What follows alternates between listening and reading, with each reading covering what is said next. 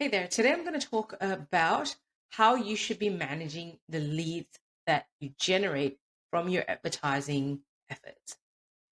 Also, remember, this is going to be very different from how you handle a walk in or a referral or a word of mouth inquiry.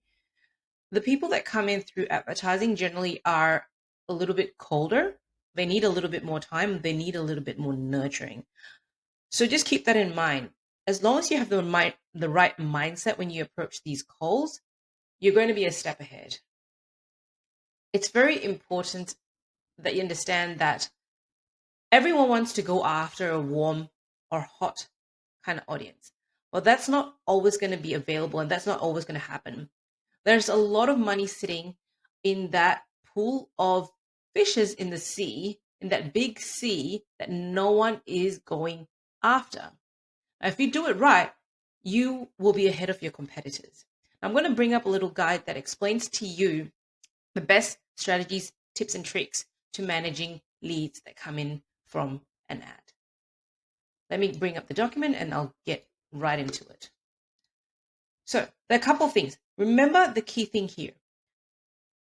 How you handle a lead matters a lot.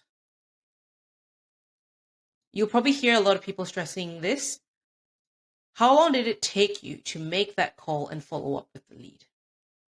If you are contacting a lead within 5 minutes, you are a lot more likely to get them to respond to their inquiry. Just because people being people, they're going to get distracted. They probably see a lot of other ads. Whoever serves them first generally will get their business. Exactly what it is. See, 30 or 50% of sales will go to the vendor that responds first. Okay. The other thing is most leads never convert into sales because it lacks nurturing. A lot of times people will see an ad and they feel like, okay, this is something that can help me, but they're not necessarily ready to buy. And that's normal. Think about any of your buying behavior. You take time to think. And the more commitment or the more expensive a treatment is, the more they need to think about it. Don't assume that any lead that comes in is going to be ready to buy. That is probably the biggest mistake that everyone makes when they start running paid ads. So, tip number one, how you handle the leads is very important. Make sure you contact them immediately. Within 5 minutes is ideal, if not within the hour. Once you pass the day, people tend to forget about what they've inquired about and they're probably just going to move on. So that's tip number one. Let's move on to the next step. These are the basics.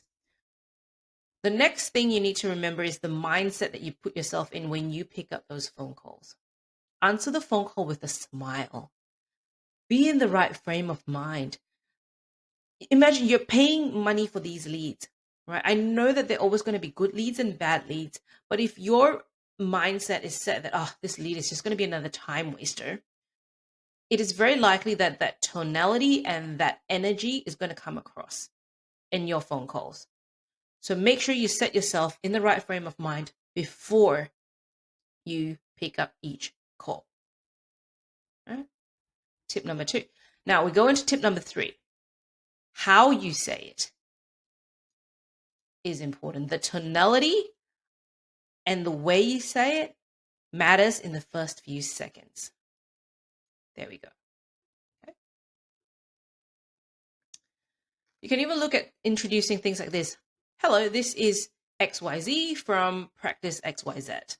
We're now offering da da da, and the only, non-invasive technology that can help you, whatever it is. Okay? Just take it a step further. Test it out. There's nothing wrong with testing it out. Now we go into tip number 4. Like, but anytime, if anyone wants to have get a hold of this guide, feel free to reach out to us on our website, send us an email. I'll be happy to send it across to you. Although this is mostly tailored and written for the beauty industry, the same concepts apply and you can take that and put that into your own business. Now, the most important thing here, once you've passed the first hurdle of getting a client on the call and they're listening to you, make sure you work it. Get them to talk to you, get their interest, find out what is it that made them basically submit that inquiry. Let the caller talk while you listen, right? Learn their concerns and hesitations and where they're at in their decision-making process. Okay. And then obviously, just like you would in any other consult, develop that relationship and try to understand and provide them with a solution that they want. Okay.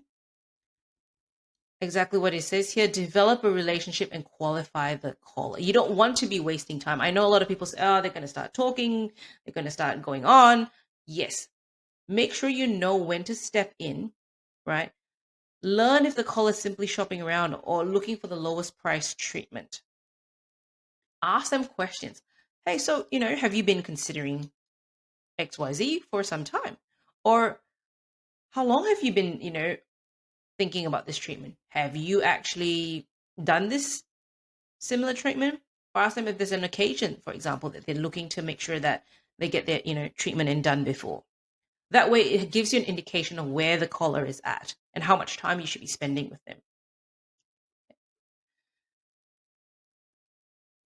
Now, obviously, make sure you address the pain. These are a few key things. Address the pain. A lot of times people might say that, oh, I've done all these different treatments and they haven't been helpful. I just don't know what to do. Sympathize with them and address it. If you have a unique selling point, address that as well. There are things like, obviously, these are very common questions. And this is something you need to be prepared. You need to be an ambassador of your procedure. Know your procedures in and out, because people are going to have questions. Address things like downtime, safety, pain. Know how to answer these questions. All right. The goal for you here is, if they are a qualified client or lead, make sure you're able to book them in for a consultation. Give them enough information that doesn't scare them away, that fine balance, that doesn't scare them away, but gets them curious to come in for a consultation. Okay. Now, what else can I go into? So probably the most common thing is pricing. These competitive questions. All right. Now, there's always going to be a difference in pricing no matter what happens in the industry. But again, people buy from you because they buy from people, right? They're not going to just buy from a company name. There's a lot of things that they look at. If you have been published in certain areas, you, for example, have been featured in certain media, that definitely helps. If you can work on a PR campaign of some sort to get yourself out in the news, please do so, because that will definitely help you address a lot of these competitive questions. And it's a very simple fact. Like, when people ask you about pricing, there are a couple of ways. If this is addressed in the ad, then great. It's a pretty direct answer, but you generally want to help them, give them some context before giving the prices. Explain that, oh, hey, we've actually performed X number of procedures before with excellent outcomes. Why don't you come in and view our before and after photos, if it's relevant, obviously.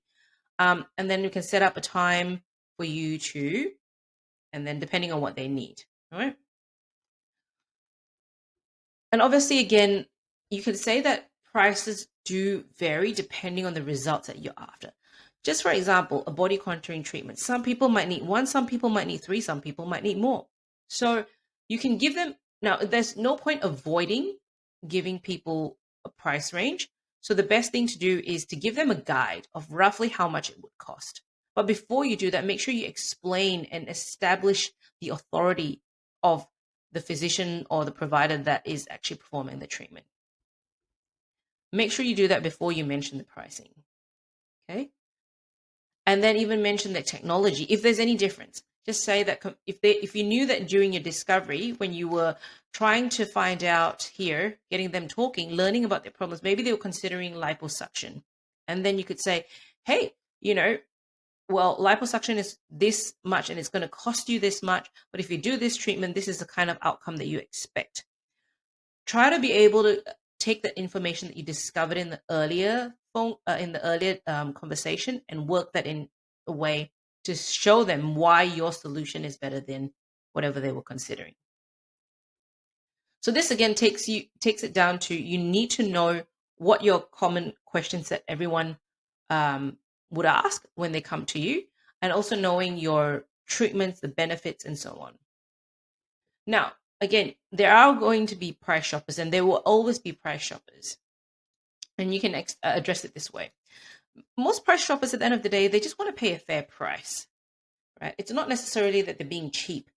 If they're going to pay $1,000 for a treatment, they want to make sure that they are getting the best value. This is where you can explain it, right? We're very competitively priced, and with only one that does XYZ. Okay. And our team will personally monitor each of your treatments. Okay. So this is one way to sort of sell. Make sure you put in your unique selling point before giving them the price. Now, there are a couple of other things here. You can always perform the close, and there are many ways to perform the close. The goal is to get people in through the door. Once you've done that, most of the battle is won. Obviously, you can put a scarcity or urgency close just to give them, hey, we're only running this for a special XYZ. And, or you could say that the doctor's typically booked out, so you only have this slot available, right? If they're interested, basically giving them limited options and giving them a sense of urgency. Okay. And give them a choice. Don't give them an open, say what day works for you. Just give them, hey, how does this sound? We have A or B time slots. Which is better for you?